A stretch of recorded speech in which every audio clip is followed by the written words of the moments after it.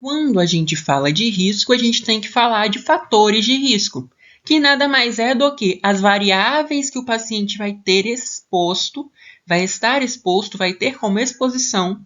para ter um desfecho, que vão piorar ou melhorar esse desfecho do meu paciente,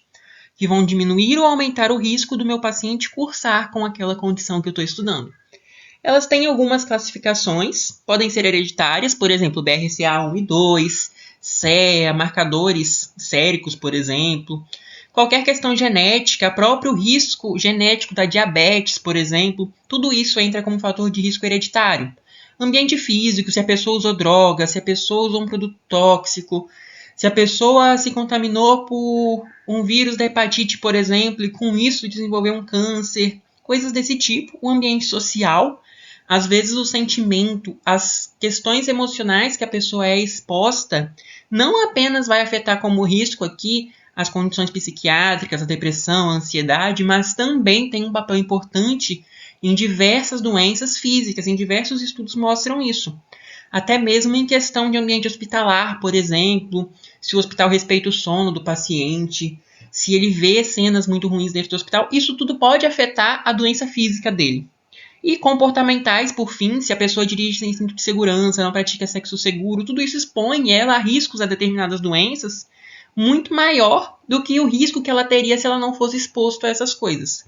Então, fatores de risco nada mais é do que alguma coisa que aumenta o risco do meu paciente desenvolver aquele desfecho que eu estou estudando. Vários fatores de risco se juntam quando a gente fala de uma doença específica. Nem sempre a gente vai ter uma medida só, uma única forma de medir um fator de risco específico. Às vezes a pessoa ter sido unicamente exposta àquele fator de risco, ou seja, ela ter um gene alterado, por exemplo, já é suficiente, independente da intensidade, para ela aumentar ou diminuir o risco dela de ter um desfecho negativo. Por outro lado, algumas coisas podem depender da dose, algumas coisas podem depender do tempo que a pessoa foi exposta, de quantos anos tem desde a primeira exposição, várias outras coisas. Então, o fator de risco, ele tem essa distinção. Eu posso ter alguma coisa que aconteceu em um único momento, por exemplo, um desastre natural, que fez determinada pessoa evoluir com óbito, ou eu posso ter o tabagismo, que a pessoa fumou por 15 anos, 10 anos,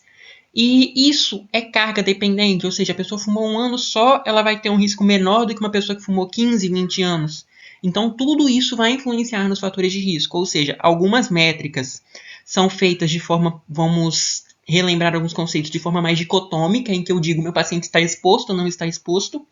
e outras necessitam de uma avaliação um pouco mais aprofundada, um pouco mais detalhada. Por exemplo, intensidade de exposição, tempo de exposição,